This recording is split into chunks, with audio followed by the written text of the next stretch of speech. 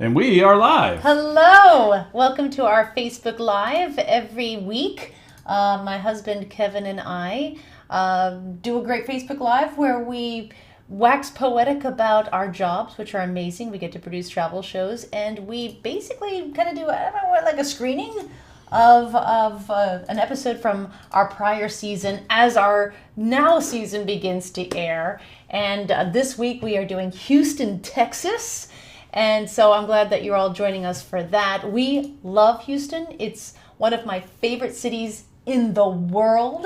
And I love telling people who don't live in the United States about Houston, Texas. And the things that I love to tell them is that it's the most diverse city in the United States. There's no one majority. It is a food mecca of the United States. If you want to taste as much food as you possibly can from all over, you go to Houston, and the people. And it's really special to Kevin and I because it was our #1 episode of Places to Love. And it was a really big deal to us because at that time, people still really knew me for Travel Channel and going to Disney World and all those really wonderful things. But Houston was a way for me to show what I really loved about travel. I'm hearing the feet in my ear and I can't talk at the same time. I apologize. I'm not hearing anything. Oh, really? Okay. Sorry. But I'm like hearing myself. Now I know how my kids feel when they just Do you hear still me hear talk. yourself? I don't anymore. Okay, no. right. But it was hard to talk over myself. But so what, Houston, I got to do what I love about how I approach travel, which is really meet people, to understand how a city just creates its own energy through its people. And one of the things that I did, which is a huge, one of my favorite things to do anywhere when I travel, is I like to visit grocery stores.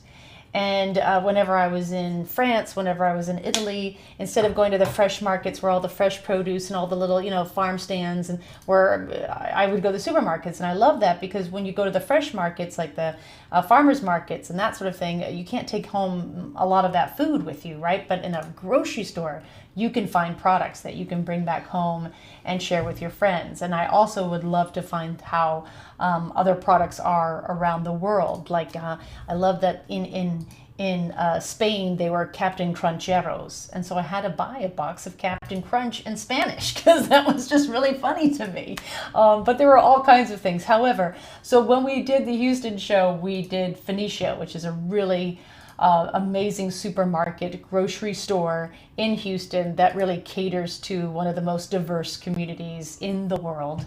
And my point is, I was so worried because I thought people were going to be like, she's in Houston going to grocery stores? What happened? You used to take us to Paris. You used to take us, and people loved it.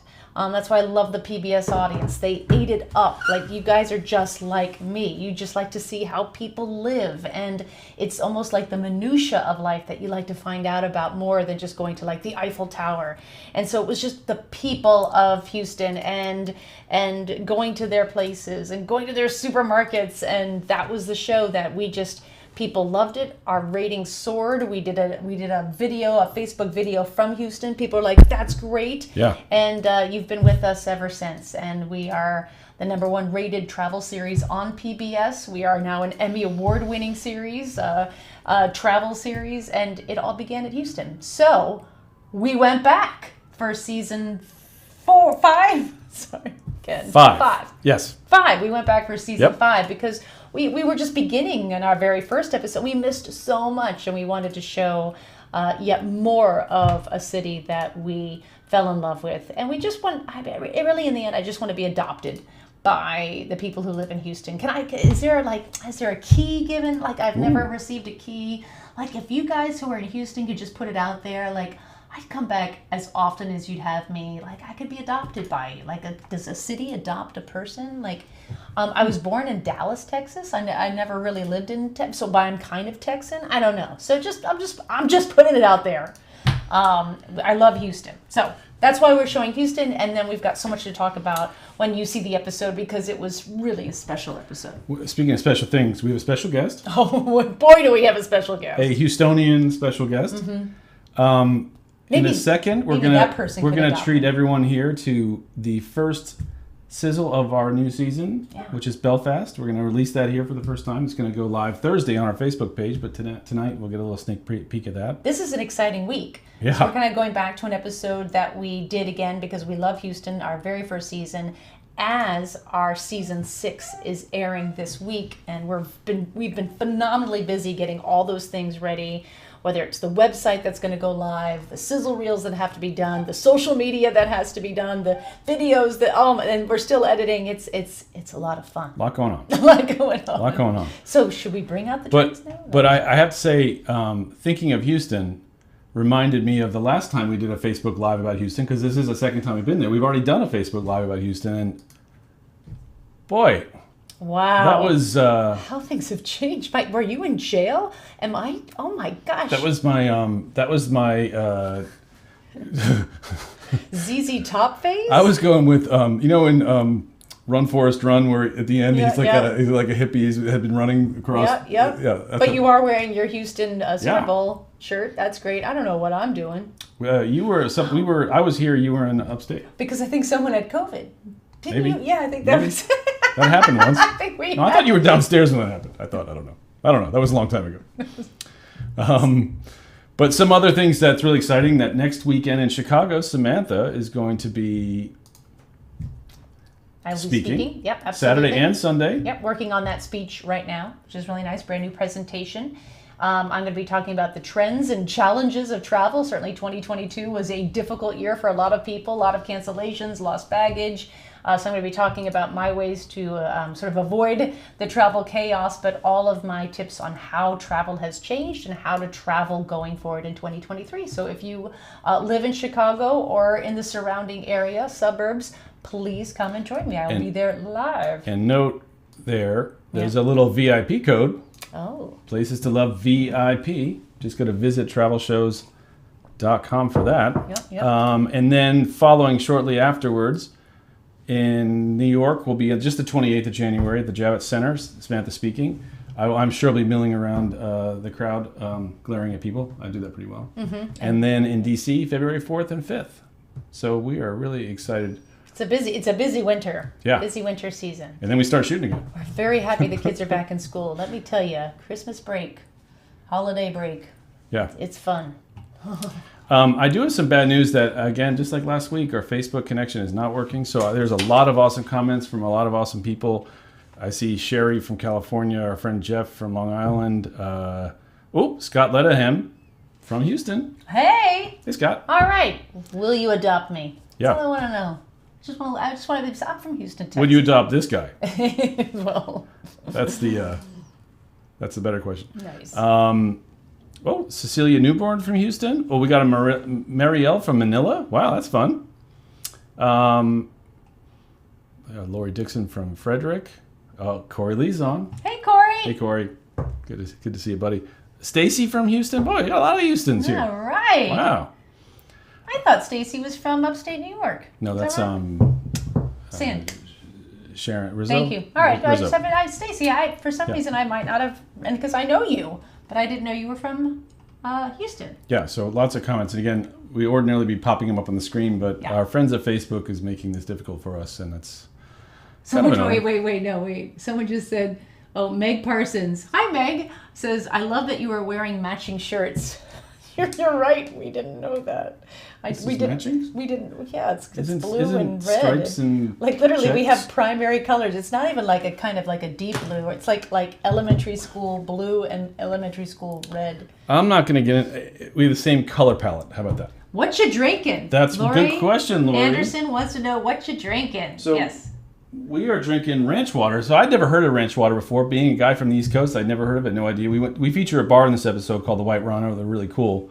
And Rochelle, who was the woman, one of the people, the owners there, was like, "Oh yeah, ranch water." I'm like, "What's that?" And she kind of looked at me like, "You don't know what ranch water is?" Mm-hmm. Like, I know. And it's really a simple drink. It's tequila, some sort of juice, and Topo Chico seltzer water. Yeah. And it's really refreshing. It's kind of like a margarita with all the sugar, without all the sugar. Yeah. It's great on a really hot day, and it's kind of hot in this office, so that's helpful. It is hot. That's why I'm wearing a short sleeve shirt. It gets really hot in here. But yeah, it's really simply made. It's a simple drink until you drink too much of it, and tomorrow there'll be nothing simple about tomorrow. So I'm gonna try to not drink too much tequila. It makes me angry. It does. I always get in fights after I've drinking. I've drank too much tequila. Who can drink? Who can hold their own tequila? I've got a few hearts just saying that. This is great. Barbara Wellender Rivera says she's got her tickets for January 15th. Can't wait to see you in person. Barbara, can't wait to see you as well. Mark Bressant, I plan to be at the DC show. Wonderful. See you in DC. Whoa. David Dean is here. I'm here too. Hello, David. I feel like I haven't talked to you in so long. David Dean, of course, the editor of both Houston shows. Cheers. Cheers. And cheers. Okay. Whew, here we go. Wow, that's very refreshing. It's refreshing. I can imagine like a good 98-degree day in Houston, 120% humidity. Yeah, that would hit the nice. spot. It's tequila, and it's like 3-to-1. So for a half ounce of lime juice, it's an ounce and a half of tequila, and then Topo Chico, which is really fizzy seltzer water. Wow. It's nice. Kevin Haney, hi from Tennessee. Bob Farnham, hi from Vermont. Jason Thomas, hello from San Diego. We are going all over the United States here. Vera Tucker, hello from South Carolina. David Dean from Florida. A good evening. Ray De Silva from Norfolk, New York. And my best friend, Who's that? Paula Murphy's on. Hey, Paula. Why are you guys great friends? Why do I not know this? Murphy, She's is awesome. it like an Irish thing? Murphy. Well, it is an Irish thing. Okay, got it. That's true. Got it. Oh, Diana Donahue, Happy New Year from Derry, New Hampshire. Wow. Nice to see you. I grew up in Derry. And Diana, did you know that in Ireland, Derry and Londonderry are the same place? See, where we're from, everyone, Derry and Londonderry are two very different places. We competed against it. We were arch rivals in high school football and all that kind of sports. So it was kind of funny to understand that it's the same place in Ireland, but very different in New Hampshire. Londonderry, they had more money than the Derry folk than we did, and so they were the Okay. they had nicer cars and they dressed nicer. We're the Derry. We were the tough kids. Tough kids. We were. I kind of knew that. Just from me. The way you wear a baton is tough. It's French sailor tough. I know. I lost all my toughness once I moved out of Derry and moved to New York City. Yeah. Wow. So many great comments. We could spend hours going through them. Yep. We should get going because we've got a wanna great get going. guest. We've got a We have a great great guest show. after this. Please Lots stay to talk tuned. But about. before we do that, you mentioned Derry, which is in Northern Ireland. Northern Ireland. And I feel like we should release to the world The sizzle. the sizzle of our first episode of season 6, You're which saying is not it. just Northern Ireland. It's Belfast, kind of half Belfast and half north-ish of The coast. the coast of they call Which the is Antrim coast. Phenomenal. Oh my gosh. Yeah. Yeah. Are we ready? I'm ready. You ready? Yeah. Let's do it. I'm in a country that is equal parts beauty, history, and culture, where a vibrant capital city leads the way to a magnificent coastline of charming villages, working castles, and epic beaches.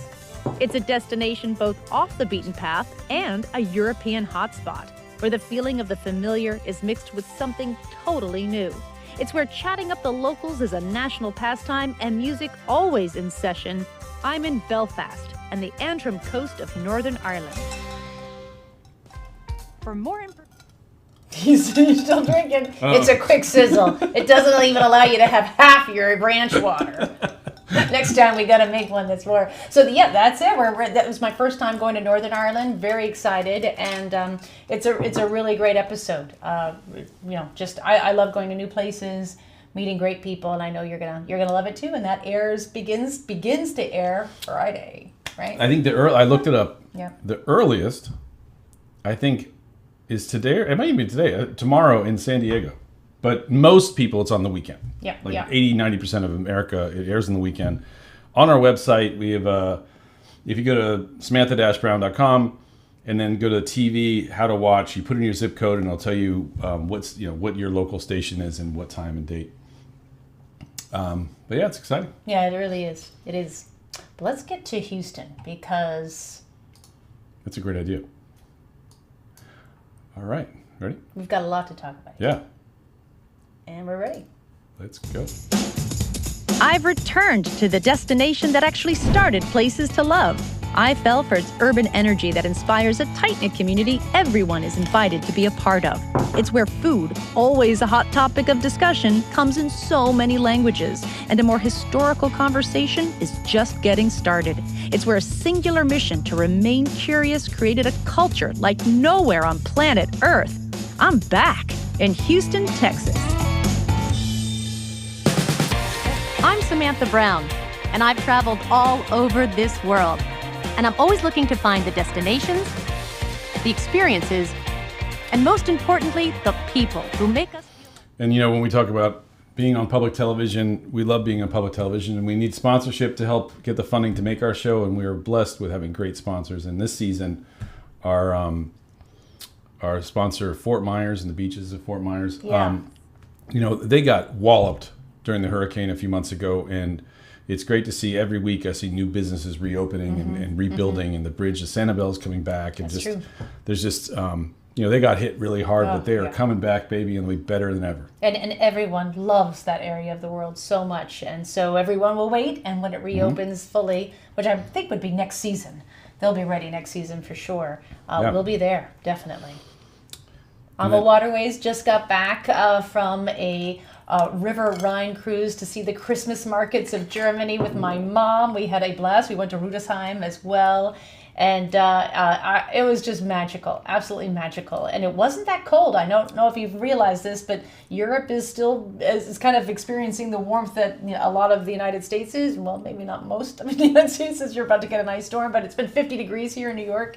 So we had a beautiful cruise together. And whenever I work with these sponsors, like Rocky Mountaineer, like AMA Waterways, what's really special is I usually host a trip. So with Rocky Mountaineer, I hosted 2 trips, one on their brand new, and I think we're seeing it right now, Red Rocks to the Rockies trip through the United States, and then one across Canada. And we did that through AAA Travel, which you're seeing right now. You can book it through them. And what's great is I just get to meet people one-on-one and just hang out with you. I do a few speaking engagements, and it's a lot of fun. Houston is such a surprising city, but I would say in the top 5 of surprises would be this Mandir. People do not expect that this is even in the United States, let alone Houston. Mandir is actually the Hindu place of worship and the home of God. And the word Mandir literally translates into man being mind and dir being still. So it's really where the mind becomes still. And it's the first traditional Hindu mandir in North America. Was this built here? Because I can't imagine people having this knowledge. This architecture is so vastly different than what we know here in Western America. So who do you hire to build this? This isn't just your local contractor. So there are craftsmen who have this skill in their family in India that go back thousands of generations, and they are the skilled artisans, and then the pieces are brought here and put together. On grounds that expand over 33 acres, this place of worship welcomes all to visit, offer devotion, and learn about Hinduism. When you go inside, there's over 70 ceilings. And yes, each ceiling has a different motif, and a lot of flowers are incorporated. Well, the lotus is in a lot of those ceilings, and if you're familiar with the lotus, it actually grows in a muddy environment, but it is able to thrive and regerminate for thousands of years. So it really is that story of keeping our own mind and body pure, regardless of the muddy surroundings around us. So every piece of art and architecture really helps us spiritually and emotionally. The mandir is open every day, and there's daily devotional activities that happen that people can come and attend. But it's not just a place where you come and pray, but we learn about so many Hindu ideals and principles, like peace and harmony, like unity, like selfless service. It's home away from home, and I don't have to go to India. I can just literally come here. It's right within our backyard. So that's our saving grace.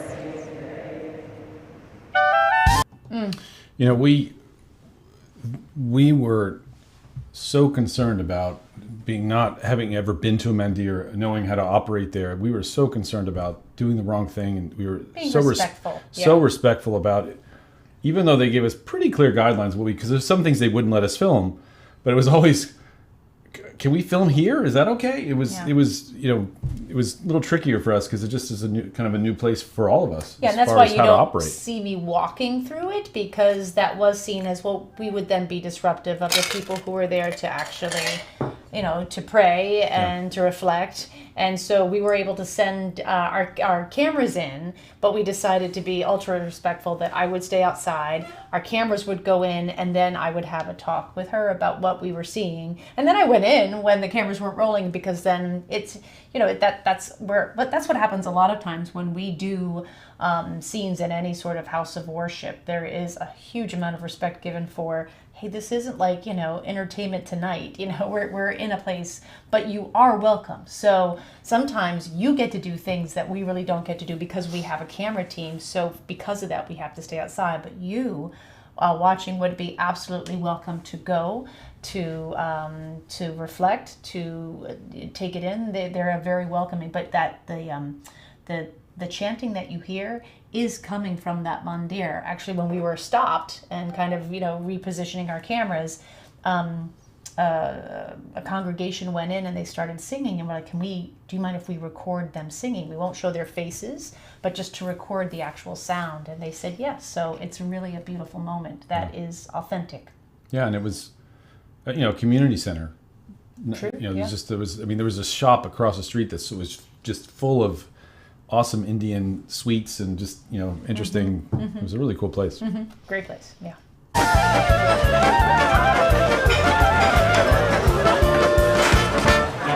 I feel like Texas always gets a bad rap for being flat, but your sandwiches actually add some elevation to the state, right? You need like a topography map. God forbid anybody would walk out of here and still be hungry. I would never sleep at night.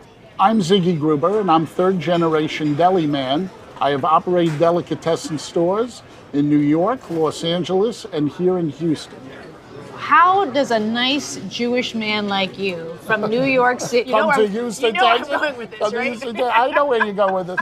Were you the first real delicatessen in Houston? No, there were delicatessens before us, but I know that when we were opening up, people wanted something like us, but I don't think they were expecting this quality. While I'm sitting here, I could so easily be in New York City right now. I mean, this is a straight up New York City delicatessen. If you look around my store, I'm in New York every single day, but I love Houston.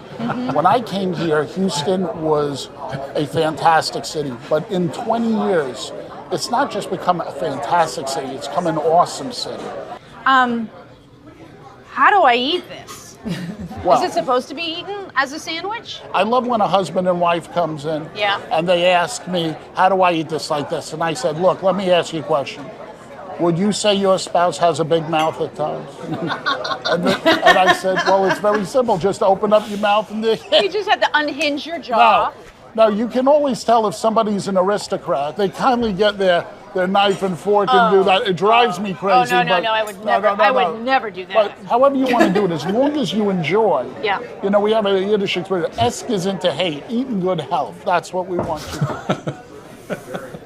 That's a number one. That's called Fiddler on the Roof of Your Mouth. Oh my God. Can I share with you something that's very, very embarrassing? Sure.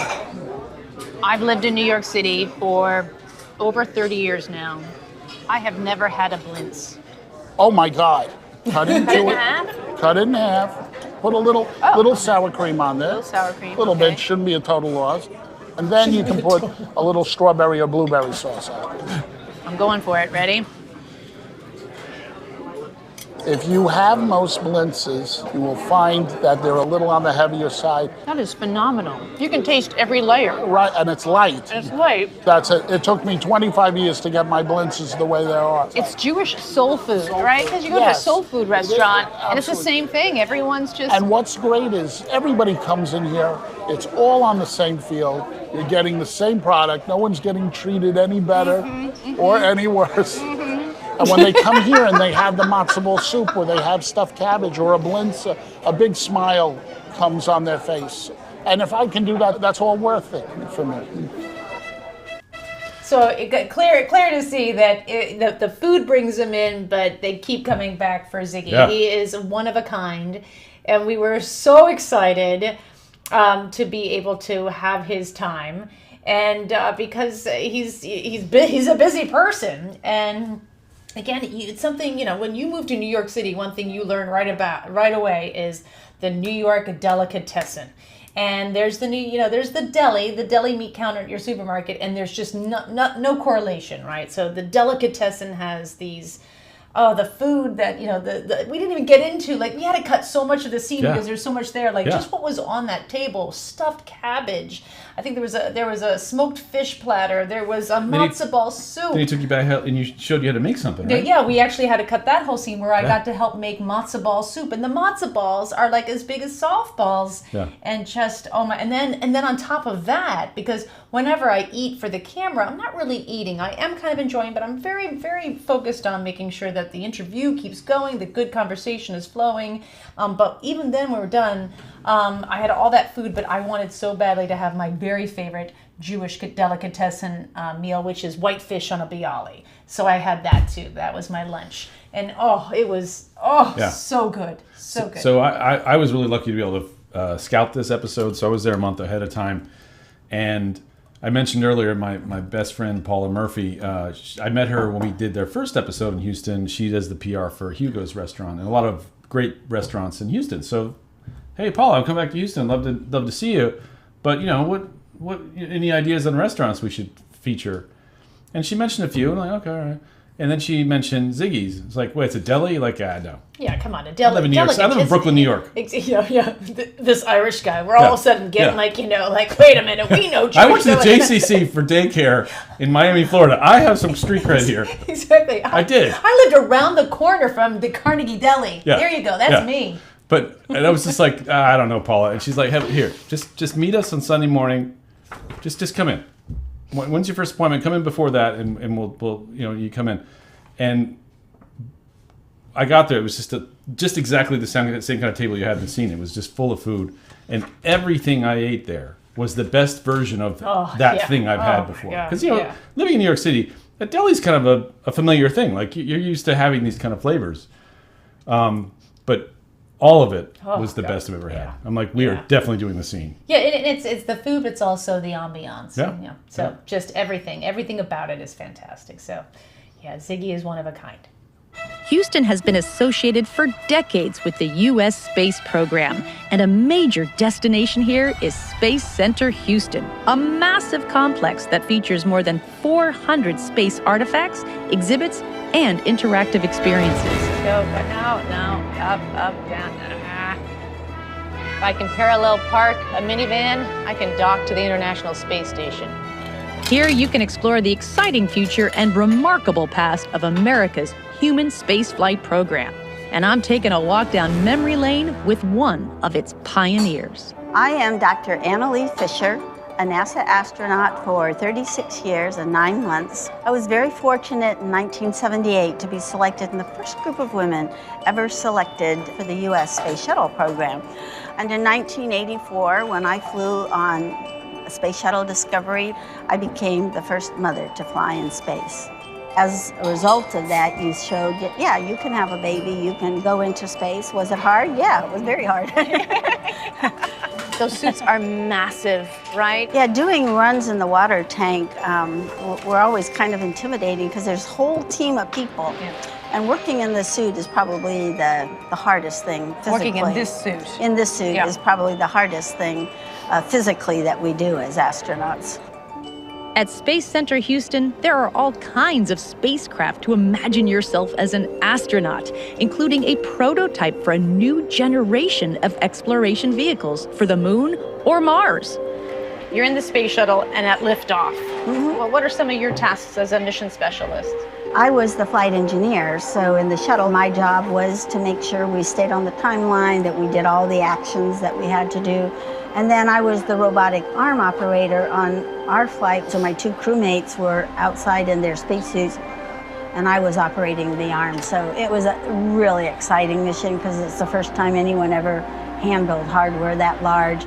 I would imagine for the people who have had the absolute privilege and guts and smarts to be up in space, you see our Earth in a way that very few people in this world have. That has to psychologically change you, even for the short time you were up in space. You know, the Earth seems like so big when you're on it. But when you're looking at it from space into areas like the Middle East or China or North Korea, you know, some of these places around the world where you're having problems and conflicts. So you really wish people would really get a chance to see that perspective and have it get embedded in you. Maybe more of us will start having that feeling of belonging to our planet as opposed to our individual countries. That we're all astronauts on Spaceship Earth. Yep. This is the neighborhood.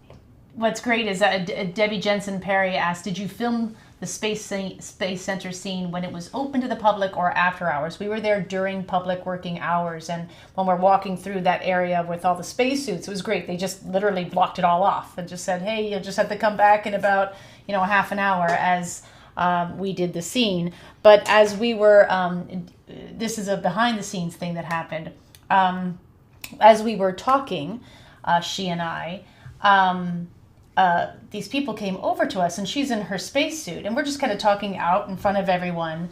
And this group of people, they were French, they were from France, and they were pilots of. There was like 2 flight attendants and 2 pilots, and so they come up to her, and they're like, "What are you? Are you are you like what do you do? Do you do something? Are you a character?" Is he smoking a beret on and a scarf? Yeah, exactly. He's like, what do you do? Are you a character? And I was like, oh. And she was so calm. She's like, well, no, I'm not a character. We're doing something right now. And I was just like, oh. I'm like, she's an astronaut. She's a flight engineer who took that spaceship that's behind you right now, because they're like, we're pilots. That's what he said. The guy was like, we are pilots. I'm like, oh, well, she's a flight engineer of the space shuttle. That big spaceship behind you, she has left the Earth and orbited it. There you go. And you saw the flight attendants go, oh my goodness. And the men just kind of deflate, and they had no follow-up questions. And I was like, yeah. Because I don't know, because they thought like she was like a character at Disney World, and but she was so calm and she accepted it. But I was not going to let that happen. I was not going to let that stand. That, are you a character? What do you do? Like, oh my gosh. Okay. So anyway, that was great, and she was wonderful. And then there were plenty. What was great was there were plenty of younger kids, boys and girls, who knew exactly who she was, and she sat there and she Wow. yeah, they were just good because they saw, and the parents would be like, that's and because people remember, of course we remember. So yeah, there was and she was with an amazing group of women, and so yeah, she was pretty special. Wow. Yeah. Known as Freedman's Town. Already designated a National Historic Site, it recently became Houston's first heritage district, and for a very good reason. This community, Freedman's Town, is the personification of what happened the day after Juneteenth. You received your freedom, but people don't talk about what happened after slavery. This entire community is quite literally the living laboratory of showing you this is what happened next.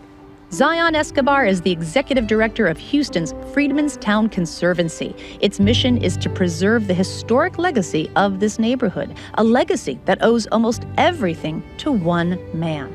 John Henry Jack Yates, who was born to enslaved parents in Virginia. This is a very dedicated and passionate man who understands the value of family and of togetherness and solidarity. And so he comes and shares that truth, that power, and that knowledge with the residents here and inspires them to purchase land, to build economic prosperity, saying this is your path towards true independence. You are not free until you can sustain yourself. You are not free until you can build a resilient community that lasts on and on until your children are free. Freedmanstown was once home to over 400 businesses. 40 structures were preserved, including the Bethel Baptist Church, founded by Jack Yates in 1891. So you have these little jewels and these gems that show you proof of the resilience and the determination of the community here. And the brick streets are one of those proof of life, right? You know, there were African and Yoruba traditions inlaid in the patterns and the placement of the bricks. And so you actually have this genetic knowledge, right, that's embedded within you that says, here is how we communicate, where to go to find safety. So you're saying that there are actually symbols in the streets that say you are in a safe place? So there's directional cues as to where you can find safety and safe harbor. And so that history in that storytelling, if someone hadn't told me that, I would see bricks, but I would not understand the context because the history books don't tell you about what happened next. So that's the journey we're on. And we have lots of proof all around us. Bethel Baptist wasn't Jack Yates. Working with Zion was phenomenal, and she is actually a civil engineer by trade. She has a master's in civil engineering. And so before her job being the ambassador of this, of Freedmanstown, for lack of a better word, but just who she really embodies, it was really her job to be in communities teaching them how to save themselves by floods. So, you build things, you build walls. Okay, well, maybe it's, what are those external forces that are going against your community that you can build stronger, whether it's buildings, whether it's streets. And then she realized through Freedmanstown that her role as a civil engineer in saving a community could be storytelling and understanding the history. And I was so transfixed by those bricks because she was right. They were in a different pattern. And it was hard to see maybe from our cameras, but they would point, and they would point people to that direction of safety. And understanding that history and knowing that's there is going to save that community. And this idea that just like sandbags and maybe better irrigation and all these things that are supposed to save our land, maybe our stories and our history will also help save our community. So I loved how she was segueing her role into this community. And it's only gotten better since we've left. It's been a few years now, a year and a half, about a year and a half. And anyway, really highly recommend heading there. You know, for me, I think the most powerful thing I learned the day that I was with Zion, and the next scene that we're just about to show, was just this idea that there's history that isn't taught in books. Yeah. Well, Juneteenth had just become a national holiday. That's right. But it's just this idea that you think you go through school and, wherever your schooling ends, you think you know a bit about the world, and maybe you've traveled a bit, you know a bit about the world. Yep. And then you find out in your own country this stuff that you have no idea about. Nothing, yeah. And the reason you don't know is not because you were ignorant and didn't learn, is that you were never taught those things. That's really eye-opening. Yeah, absolutely. First church, only 7 months after slavery ended in Texas, he founded Antioch Missionary Baptist Church, and it's been in the same spot in downtown Houston since 1875. I am Jacqueline Bostic McElroy. I'm the great-great-granddaughter of Jack Yates, the founding pastor of this church. And my name is Pastor Lou McElroy. I am the husband of Jacqueline Bostic McElroy, and there is no pressure whatsoever, having been married to a direct descendant of Jack Yates.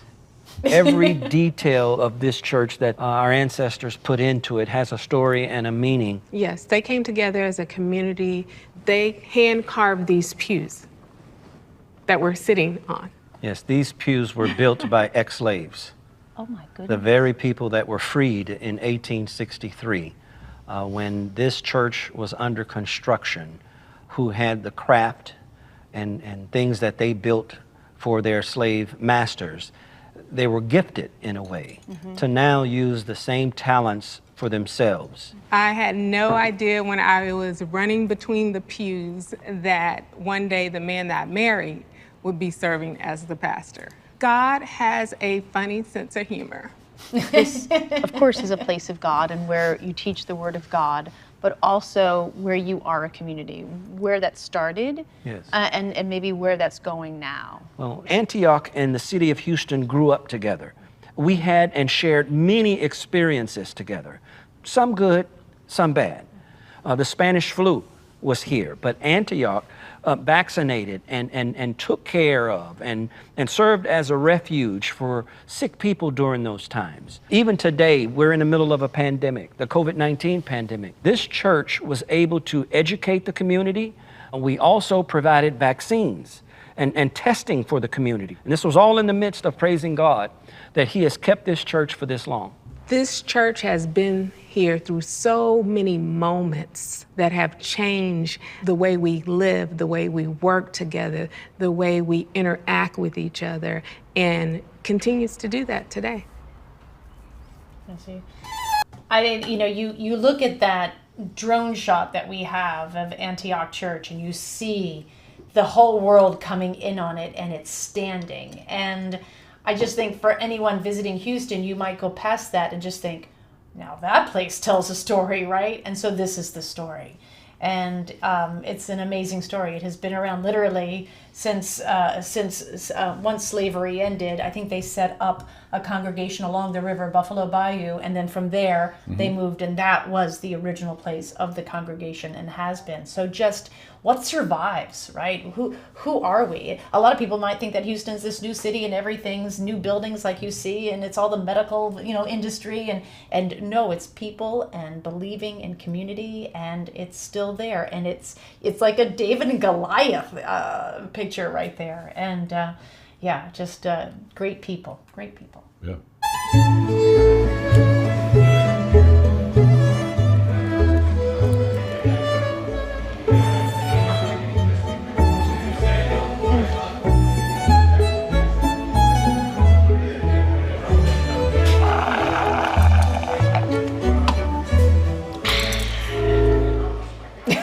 These are the Blood Brothers. A few years ago, they opened one of the most respected and popular barbecue restaurants in this Texas city. So much of your success is because you really are blood brothers. The two of you are brothers, but then Kui is your best friend from high school. So these are relationships forged, not only being in a part of a family, but being the part of the extended family. No one here wanted to have a restaurant. Not really. So why do you have a restaurant? You are a very, very respected restaurant. People love you. We used to just do pop-ups once or twice a month. The people were like, we want to have your food more, like not once a month, not at festivals. And it just kind of drove us. We had built a good cult following. But once the Blood Brothers established their Texas barbecue bona fides, they felt comfortable with expanding the possibilities. Ribs with Korean gochujang sauce, brisket on steamed buns. Even side dishes like fried rice have unexpected twists. And this is obviously a really traditional Chinese dish that you're bringing to the barbecue lexicon. Except we added a kimchi puree, so now we're taking a Chinese dish and kind of adding a little Korean influence in there. Is that right? Is there kimchi in this? Oh, that's fantastic. I'm sure there are the people who believe that, a certain type of person should be cooking Texas barbecue and there should be a certain taste.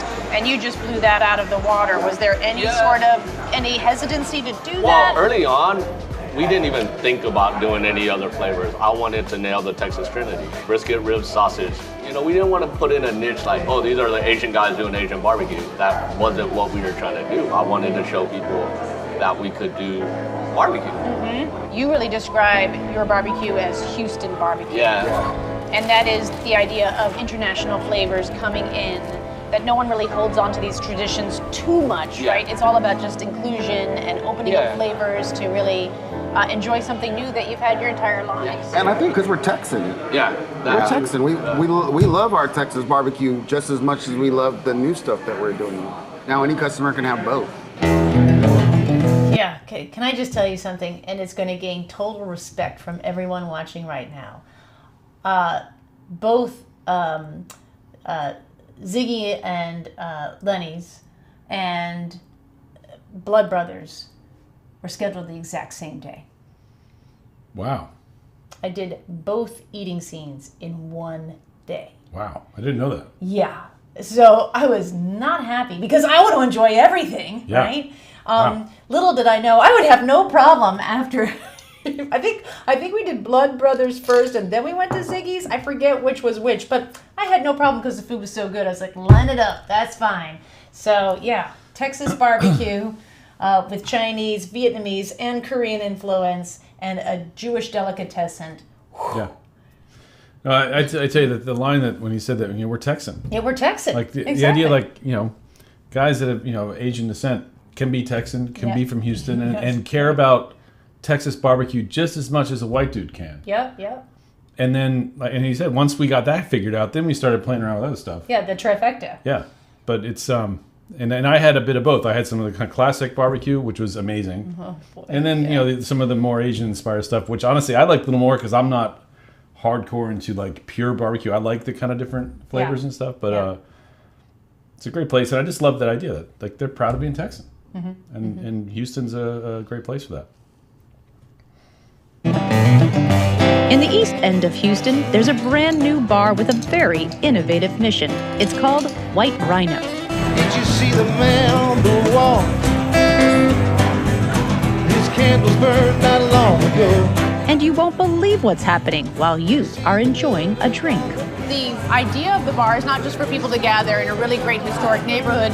It was also to contribute to the future of this neighborhood, which is all about sustainability. Absolutely. The whole interior and exterior is painted with this paint called Air Light, and when it receives sunlight, it filters the air, and so it acts like its own natural rainforest within inside the building. What do you mean? I'm sorry. So the paint filters the air. It's a mineral-based paint, so it's breathing and living, and so it takes in the CO2 and the bacteria, and it produces out clean air with the sunlight.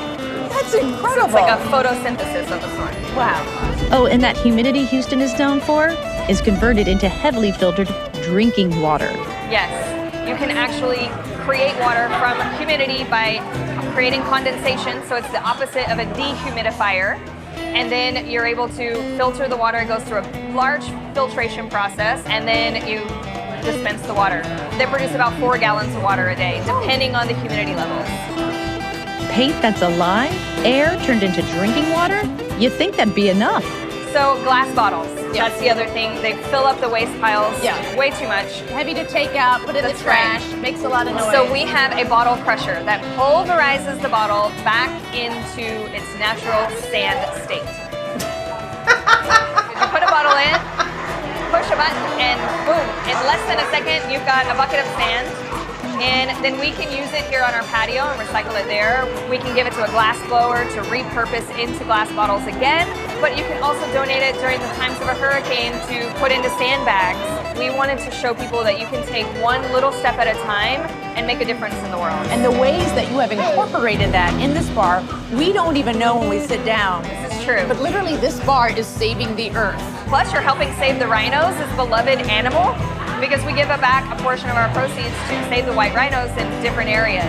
And people are really enjoying feeling like they're coming to have fun, but also giving back.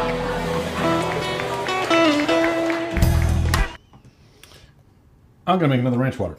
Oh, okay. The last time I was in town, I got to meet Cam Franklin, lead singer of the iconic Houston band, The Sufferers. She has a voice that will move you.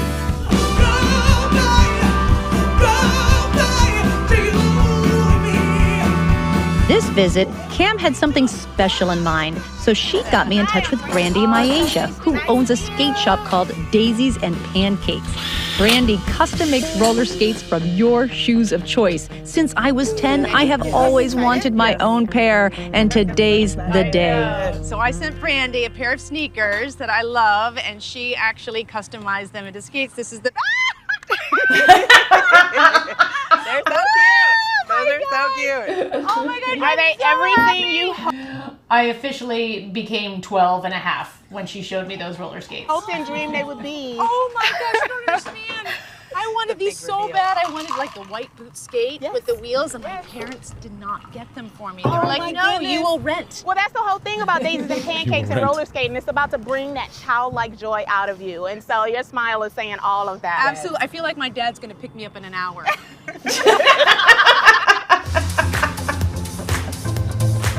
I'm returning to roller skating after a 38-year absence with the group Luminous Nightcrawlers, founded by Mark A. Robbins Jr. As a positive way to release stress, it is mental health on wheels. Everybody thinks, oh my God, skating has come back. It never went anywhere. It's like when COVID happened and skating rinks closed down for quarantine, those people came outside. And when they came outside of the rink, they started recording themselves, posting on TikTok, Instagram, and it just became popular. But in reality, they were always here. New skaters have come in and learned how to skate, and it's just opened the world to a lot of people about skating. I love it. I love it.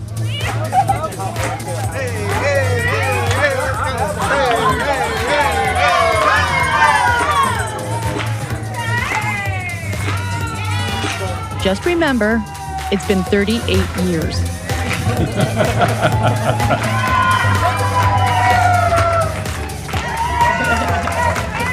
I'm so grateful for literally everything that the city has given to me. Everyone wants you to be here. It's a very inclusive place. There's something for everybody, whether it's arts, jobs, education, music, food. And I guess today roller skating. Yeah. The reason I came to Houston, of course. Do you want to show your skates? Sure. I mean, I still have my skates. And not only do I have my skates, did we talk about what they're called, daisies and pancakes? I think. Yeah, daisies. Yeah. And then I have these are the outdoor wheels because they're a little gummy, a little tacky. And then I've got my indoor wheels too. Wow. Yeah. There we go. So let's see. So. Oh, here we go. Yeah. Those are my skates. It even has a little daisy on it, and daisy and pancakes. And I don't think we kept that. Why we kept her name? Do we cut that out? No, you mentioned yeah, it. okay. Yeah. Oh, okay. All right. Because everything's daisy. Not everything's daisies and pancakes. No. Because when she was growing up, I don't think that was in the show. She was basically, it's called Daisies and Pancakes because when she was growing up, she was so happy. One time a teacher said, "It's not everything's daisies and pancakes." And so she's like, "Oh yes, it is." And now she has this great business. But I love my roller skates. I have taken them out, and I've got these are my indoor these are my outdoor wheels, and these are my indoor wheels. I haven't gone to a roller rink yet, but that's coming up. Nice. Yeah. Is because I was selected to be an astronaut. But I have found in the years since then that Houston is a wonderful place to live. Houston is a reflection of the world. You have so many cultures here. I think the soul and the rhythm of this city is really, really founded upon its people and how, we interact with each other.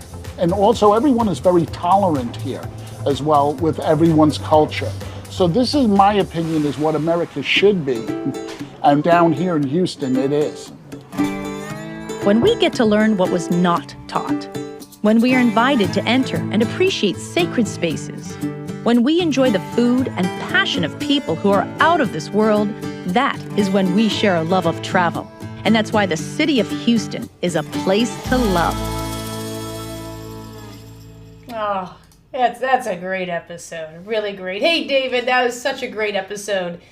We had a lot of great time, and we just filming it, but also editing it. And I can tell you, David and I went back and forth, 30 times to get that Blood Brothers scene right where I'm just eating. Because I knew when we were shooting it that that's what I wanted. I just wanted me just eating. And then we cut to that fact that the entire time I've been eating, 3 men have been watching me the entire time. And so just the timing of that, because we shoot it one way, but now we have to edit it. So just the tweaking and going, no, one more second. Okay, one more slip. What can we add? And then the guys were so great because they knew that's what we're doing. So we're like, we had the shot of them and just kind of looked like, what is she doing? And I think Paula Murphy even said, hey, there's the camera angles and the camera work is so great in the show. And it really is. They did a great job.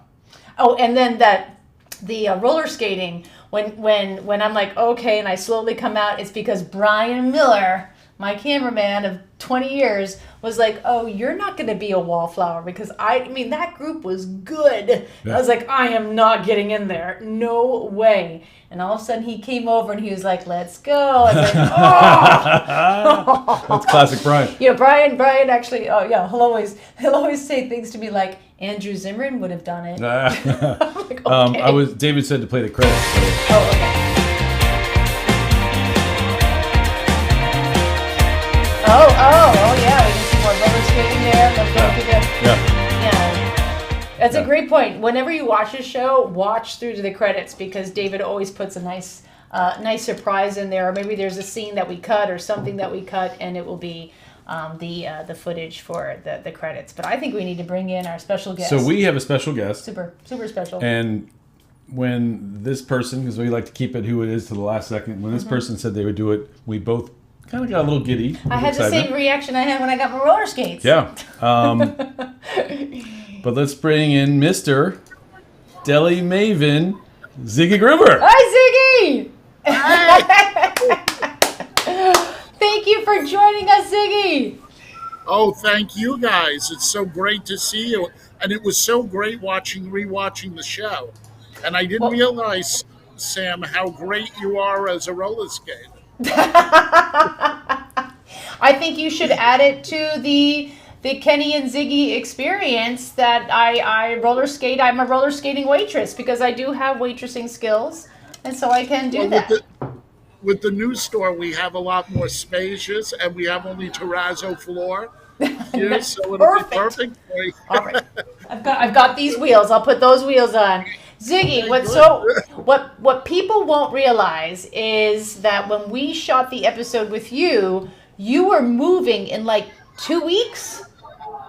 Yes, it was about 2.5 weeks before we moved where we were for 23 years, and we moved to a block away into this great space. To a much bigger location. But you were saying it's not because we were worried about that. We're like, oh, well, wait a minute, it's going to look then different for our show. Like, oh no, we are basically just taking exactly what you saw, and we're just putting it in a bigger space, but adding a lot of new components to the experience. So we're looking at your new space right now, and it doesn't look any different than the show. But tell everyone all the new things that you've added to Kenny and Ziggy's. I mean, we didn't want to ruin the essence of Kenny and Ziggy's because people loved it so much. But we have a lot more wall space here, so we got a lot more of our, Broadway paraphernalia because, as you know, we have such roots in New York and roots on Broadway from our stores there that we have all the signed stuff. So we brought that all out. And what's great is we put an old-fashioned soda fountain in here, which no one does anymore. And we even have penny candies that you can buy. And we put in a full bar. Let's see. I can even do what? Yeah. Give us a look.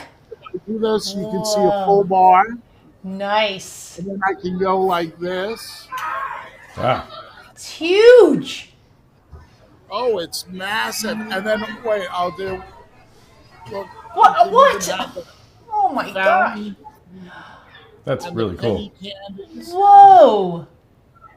So as you can see, this is a great space, and it is a lot of fun.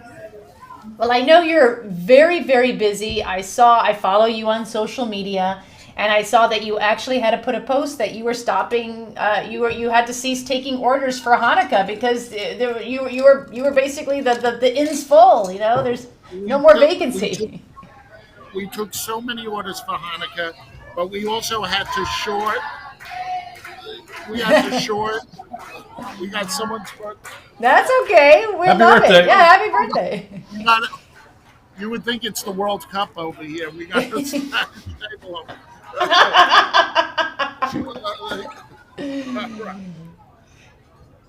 Oh, we can hear you though.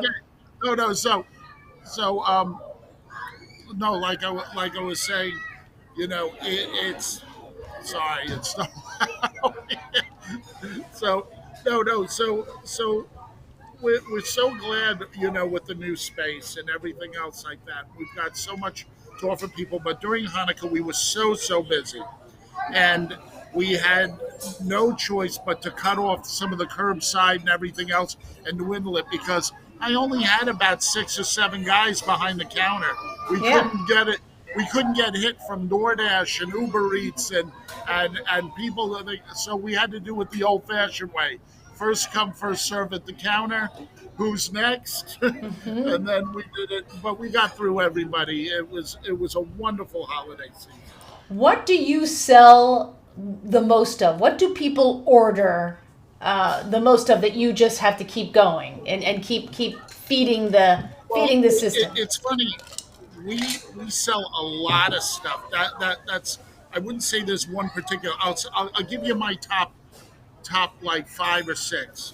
First of all, we sell pastrami. We sell about 7,000 pounds of pastrami a week. What? A week. A week.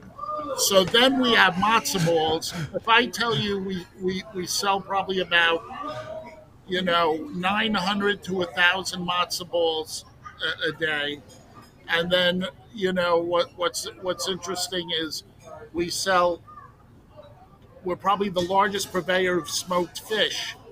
So we go through, hundreds of sides of Novi a week here, and tons of whitefish and all kinds of stuff. Our blintzes, which we're known for. I mean, we have a full bakery. We bake all our own stuff. We've got tons of cheesecakes we sell each week too, as well as 50 other cakes we bake.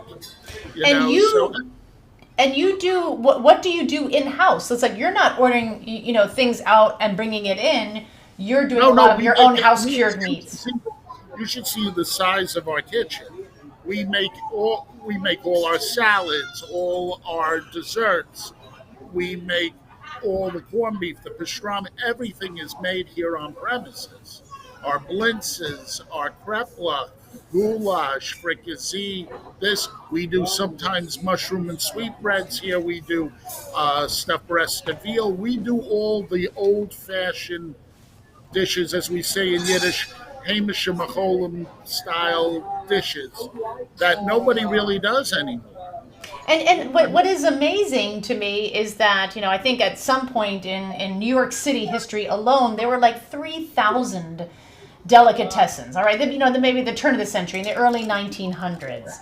And now they've dwindled down to a few. And it is a disappearing type of restaurant. Why do you think Houston, Texas, you've only gotten bigger when the trend has gotten to close down and become smaller? Well, I think for one reason I work at it,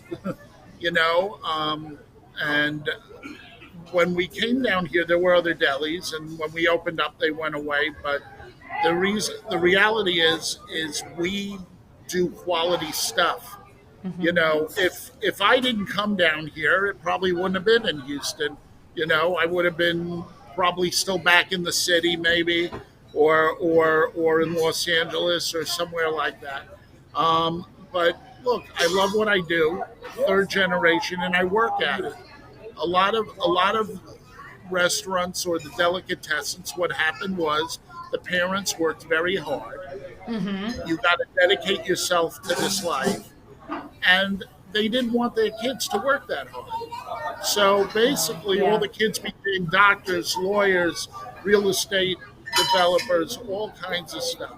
So, we just don't know, how over time, no one was really working behind the counter or putting in, 100 hours a week or so. It's different. Yeah, and what people don't realize is that you don't just run the restaurant and work the books. You are actually you went to culinary school, so you know these recipes. Well, I know these recipes, and I've been doing it. They're my family recipes that we've been doing for years and years and years. And I always, try to strive to be even better and better. Just because I've been making something for 20 years doesn't mean I can't improve on it, and I try to improve on it. A lot of times people in delis have been a little lackadaisical. They run it because this is the way it works or whatever it is. I'm a person that always is trying to be a little bit better or try to be a little bit more innovative. Yeah. I was going to say, you've really been able to modernize the Jewish delicatessen experience and make it fresh, even moving into your bigger space, having that soda fountain. Of course, that harkens back to older times, but it's not kitsch. It's not done as a nostalgic way. It's a real thing that there's a reason why people love to sit at a soda fountain. There's a real reason why people love a good bar, and you've brought that into the space to make this an experience. So you're like, if I'm going to go have a great corned beef sandwich, I want to have the full experience, and that's what you give people above and beyond. Yeah, let me tell you, the bar is the best thing I ever put in here. If I would have known that, I would have put it in 20 years ago. It helps fight the food cost. And Kinahara, as we say, listen, these people that have been eating with me for all these years, I didn't know they were drinkers. God bless them. It's great. They're ordering, what was it? All these fancy, like I'll have Blanton's and I'll have Buffalo Trace. And what's that? What was it? Don Julio? What was it? 1942? Yeah, 1492, whatever. Yeah. 1492, whatever. Let me tell you something. Let me tell you, when it's $40 a shot, I like that. That's even better than a cornbread sandwich. Well, I don't want to. I don't want to forget that everyone watching, you actually ship a lot of your products through Goldbelly. So if you go to goldbelly.com and search for Kenny and Ziggy's Deli, a lot of these things are available to be shipped nationwide. You can get. I'm looking at their website now. There's matzo ball soup. There's pastrami. There's latkes. Hungarian style stuffed cabbage. I can have that sent to me. Oh my gosh! All the old fashioned stuff we put on there, and we do. We ship all across the country on Goldbelly, and we love them, and they've been very good to us, especially during the pandemic. Yeah. And we are, and we got a couple kind of fun coincidences, I guess you should say, is that, we have featured 2 synagogues on our program. One was in season 3. We were in Budapest. We went to the Grand Synagogue there. And actually this season, it'll air in February, we're in Savannah and we featured a synagogue. And Ziggy has ties to both those synagogues. they all know Ziggy. Yeah. Wait, Places to Love is just 6 degrees of separation of Ziggy. So everyone remembers in season 3 of our Budapest episode, Samantha went to and rent Rabbi Froelich. And Rabbi Froelich married Ziggy. You can see him there in the corner at the Grand Synagogue. So you were married in Budapest. Very impressive. Yes. Yeah. And that was an amazing experience. Let me tell you about that. There hadn't been a wedding done in Budapest like that wedding in maybe 60, 70 years. And, they closed it off. It's a national landmark, monument. Yeah. So they closed it off on a Thursday. I had Frank London of the Klezmatics, who is a Grammy Award-winning, musician. He was playing there. We had 2 cantors there. We had Jack Mendelson, the cantor extraordinaire. We had the Budapest cantor there, which was Fekete, and we had Rabbi Froelich. And then on top of it, they had a organ there that's been there since Franz Liszt, and a whole choir, and all of a sudden the music's playing this and that, and the whole community doesn't understand. It's not at the Jewish high holy days. What the hell's going on? Wow. So after we get married, they open up the door for us to go out, and everyone is out of their businesses and this like stuff, and you would have thought we were like Jewish royalty or something like that. Well, you are. Shaking their hands. It was crazy. Oh, that's great. But it should be known that your grandfather was from Budapest, Hungary. He left it on a bicycle, got to the United States, and opened up delis in New York City. So when you say you are a 3rd-generation deli man, you are, in reference to your grandfather who came from Budapest. He was also bar mitzvahed in that synagogue. Wow. That's incredible. That's why I did it in that synagogue. Wow. But wait, there's more. Yeah, and then I'll show you a picture. This is Robert Haas that we featured. That again, this episode hasn't aired yet. But will be airing when we do our Savannah episode. But when Robert mentioned, when I met him when I was scouting the episode, he's like, "Yeah, well, I was previously the junior rabbi in Houston." I'm like, So Ziggy you Gruber. must know Ziggy Gruber. And what did he say? He's like, yeah. Actually, 20 years ago, at the time, Ziggy and I were like the two most eligible bachelors in the synagogue, and we got paraded around all the time, the two of us, so we became friends. That's it, right? Absolutely. We were the two single bachelors over there, and everyone was taking out and saying, "So, do I got a nice granddaughter for you?" Yeah. You know. That's great. Oh, that's wonderful. And then one last thing that happened just recently. Tell us about this picture. Oh, well, we were very lucky. You know, I know Shaq since 1992 when I had a store on Sunset Boulevard, and we've been very good friends.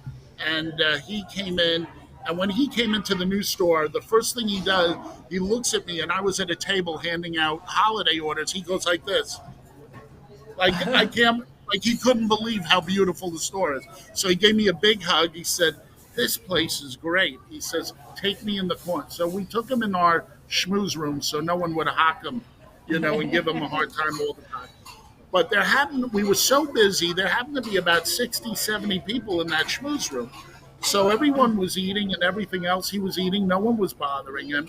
You know, he was good. And he went to my waiter and said, "I want everybody's check in the schmooze room." So he picked up the check for about 70 people. What? In the schmooze room. Wow. Yeah, he picked up the check. And on top of it, he tipped the waiter $1,000. Oh my gosh, phenomenal. Oh wow, so he's a good person. We always love to hear that they're good people. He's a great person, and he is what we call a mensch. He's a mensch. Yeah, exactly. Oh my gosh. Well, it was great seeing you. Yeah. And you're doing fabulous. Everyone follow Kenny on social media. Ziggy. I think we've been showing, I'm sorry, Ziggy on social media, KennyandZiggy's.com. It's also on Instagram. Yeah, it's go at on my Kenny and my Ziggy. Instagram. Yeah. Ziggy Gruber. That's his personal Instagram. Okay. On your personal one, do you do your cooking videos too? Because I love your cooking videos. I do all kinds of stuff. I do cooking stuff. I do all kinds of stuff. So check me on Instagram. That's on my personal. We also have for the deli as well. That's what I thought. Yeah. We have both. So check both out. What you want? Because sometimes I put something a little more personal on mine. Oh, good to know. Just not too personal, Ziggy. No, not that. Listen, we're not going to get arrested. Believe me, it's kind of tame in my world. Oh my gosh! You know what I love? You gave me one of my favorite moments of season 5, and that's when I tell you. You know, we're having this great conversation on camera, and you can see it on camera. And I say, "Can I tell you something personal?" And all of a sudden, your face just goes, "Of course," and you just become this caring, loving person. And I love that moment because you really are there with people, and you love people as much as you love food, and you want to make sure that everyone is having a good time, but not just a good time, but one that means something. And just your reaction, how you immediately change. You're like, "Well, yes, of course." And I jokingly say, and well, I wasn't joking, that I've never had a blintz. And you're like, "Oh my goodness." That moment of care is really who you are. You are big and you are full of you're just a phenomenal personality, but you are also just love. And so I just I love my customers. Mm-hmm. I love people. I'm not just here feeding your food to you. I think I try to feed your soul too. You know, and I do so many life cycle events, and I'm cognizant when we're very fortunate when people are brought into this world, either a baby naming or a bris, we're there for you. We're there for you for your bar mitzvahs or confirmations, and we're also there for you when it's your shivas and your funerals. And the thing is, when you do all that, it's a lot of responsible. We're not just feeding food, we're feeding everybody's soul, and we're there to be, you know, human about the whole thing. You know, that's what you have to be. Yeah. Well, I can't think of a better way to end our conversation on that, which is just you feed people's souls. And we appreciate you, and will you adopt me? Oh, absolutely. Okay, phew. All right. I'm starting the campaign. You never have to cook another meal ever. But Thank I do God. this. I hope you next time you're in Houston, you come and visit. Oh, yeah. Absolutely. Oh my gosh, yes, absolutely. So I can tell just reading the comments, there's a lot of orders being placed at Gold Belly right now. Yeah, exactly. Our colleague Casey in San Francisco is like, wait, you could get his food in San Francisco? Right. I'm in. Exactly, Absolutely. exactly. I put, we schlep nationwide. Your shtick is fantastic. I love it. I love Yeah. it. Keep it coming, Ziggy. Be well. You too. Sei gesund. Oh, thank Right. you, Ziggy. Take care. Bye bye. Thank you so much, Ziggy. Mwah. Oh, what a great guy. What a Great great guy. man. Yeah, Yeah. that is. He's so right. He feeds people's souls. And I love that moment. If you ever watch Houston again, wait for that moment and you'll see him just all of a sudden, he knows, he really zeroes in and just says, what? And it was a great moment. Yeah. I thought that really spoke to who he was. So, all right. Wow. That was a great Houston episode. Yeah. always delivers. And When can we do 3? I know. Houston 3. And the problem, though, going back to Houston would be we can't go to Hugo's. We can't go to Ziggy's. Oh, but we're still in touch with so many. We're still in touch with the Chalakians from Phoenicia, Gonzo 247, the mural artist. Yeah, and Hugo from Yeah, Sochi. my gosh, just a good people. And my best friend Paula Murphy. Oh, Murphy, exactly. It's the Irish thing, isn't it? O'Leary, Murphy. Yeah. It's actually the gin. The That's gin. That's what bonds us. So great episode. Great. I mean, I tell you, just the people there, all of them characters. All of them. Yeah. Wonderful. And the things that So we've good. never showed about Houston, just plan a trip to Houston because they're museums. I think they have like 21 museums. Everything from a museum of modern art to they have a wonderful Holocaust museum. You go to the universities, like Rice University has a gallery space. Rothko I Chapel. think that's in the Rice campus. I think. Is the Rothko Chapel? Yeah, the in chapel. there? I think Okay, so, yeah. And so we show a lot of food. We've now showed religion and just people, and but there's all then the traditional reasons why you visit a place: museums, great shopping. Oh my gosh, I always wanted to go for the art car parade. That's where I've always wanted to see that because the art car. That's another kind of Houstonian. Exists nowhere else. The art cars, but.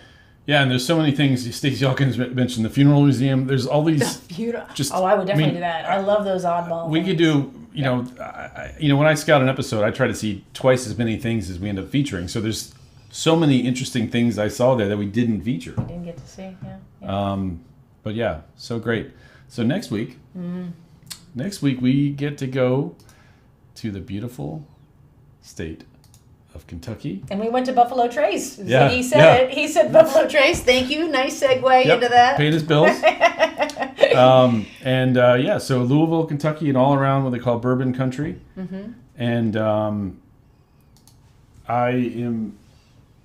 Kevin's a bit of a bourbon man. We got a barrel. Some friends of mine got together and we bought a barrel and went down and picked it out at Knob Creek, and it was awesome.